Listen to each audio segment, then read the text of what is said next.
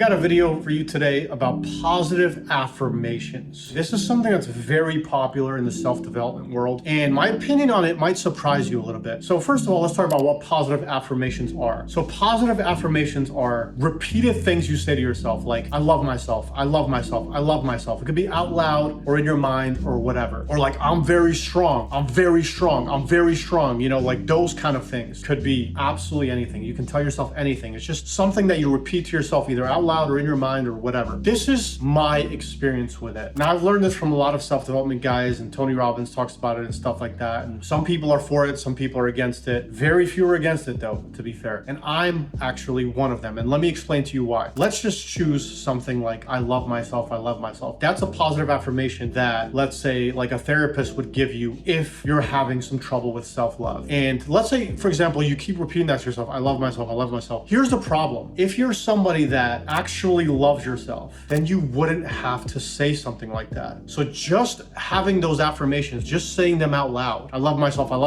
is under the assumption that you don't love yourself. Because if you loved yourself, you wouldn't have to have a positive affirmation about it. Or I'm strong, or I'm confident, or I'm powerful. If you're actually someone that's powerful, if you're actually somebody that's really strong, maybe physically or emotionally or whatever, you don't have to tell yourself those affirmations. So those affirmations are coming from a place of, I don't have this thing, so I'm trying to convince myself that I do. So that's why I'm against these positive affirmations. And I've tried them for certain periods of my life with different kind of things. And it also doesn't feel congruent in your body. If you're saying something that you don't 100% believe, it doesn't feel congruent. So instead of positive affirmations, I would say the biggest thing you can do is shift your identity. Okay, so how do you shift your identity? Let's take an example of something that I've worked on in my life. Let's say public speaking. Let's say talking to a YouTube camera, whatever, let's call it that. So let's say you're somebody that's like scared of talking to a YouTube, like a camera or whatever, or scared of putting yourself out there on YouTube. Let's just say that that's what it is. And you try these positive affirmations. You're like, I'm a YouTuber, I can talk in front of a camera, whatever the affirmations might be. Let's say you're doing those affirmations. They're not gonna help you, okay? Because a YouTuber wouldn't do those affirmations. He would just be making YouTube videos, or he or she or whatever. So how do you shift your identity? Here's how you do it. Firstly, you wanna work on your perspective of something. This could be anything. Work on your perspective. And how do you work on your perspective? In my opinion, you read books on the topic. You get familiar with the topic. What are the doubts that most people have about this topic? What are the strengths that you could potentially have about this topic? Find out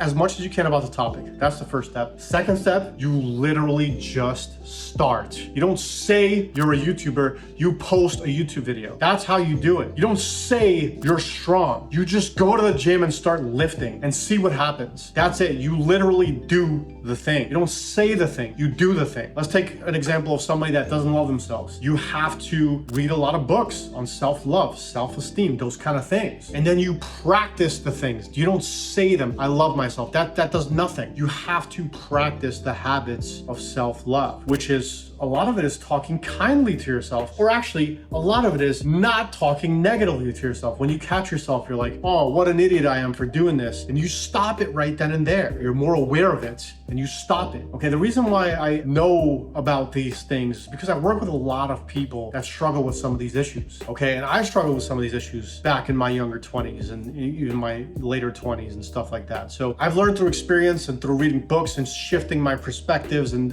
this and that. So that's how I recommend that you learn if you want to. Maybe you don't care about this kind of stuff. That's fine too, guys. Maybe you don't give a shit. For some people, they do give a shit. They want to feel better on a daily basis, because the quality of your life is the quality of the emotions you feel on a daily basis. How are you feeling today? How do you feel tomorrow? How did you feel yesterday? Overall, how did you feel this year? How did you feel the last 5 years? How did you feel the last 10 years? How did you feel? If your answer is like kind of like, whatever, or kind of like shit, then you know you have to change your perspective on something. You gotta change your mindset. You gotta learn some new things. You gotta practice some self-love. You gotta practice gratitude, things like that. So keep that in mind, guys. If you're happy with your life, none of this stuff matters. If you're satisfied with your life, but you want more, yes, this stuff will matter. Absolutely. I've always been that guy that's satisfied, but I'm always looking for a higher level. I'm always looking for how can I get even better? How can I feel even better on a daily basis? And again, this is something I've talked about in previous videos. You can't just feel good all the time, guys. We're humans. It's not possible. I'm here to tell you that, to rain on your parade, it's not possible to feel good all the time. You're gonna have negative emotions in life. Things come up. Sometimes things don't even need to come up. You're just gonna have negative emotions. You're gonna have bad days. You're gonna have bad weeks. You're gonna have bad months. It's all about understanding that those things are a part of life. What I'm talking about is like looking over the past year, looking over the past 5 years. The average quality of your emotions hopefully are more good than bad. And if they're not, then you have something to work on. And now you're aware of it. Now you can read the books, you can take advantage of the resources, and you can do your best to, fix these things. I'll leave you with that. Good luck to you. Drop your comments down below, subscribe to the channel, and I'll see you guys in the next video.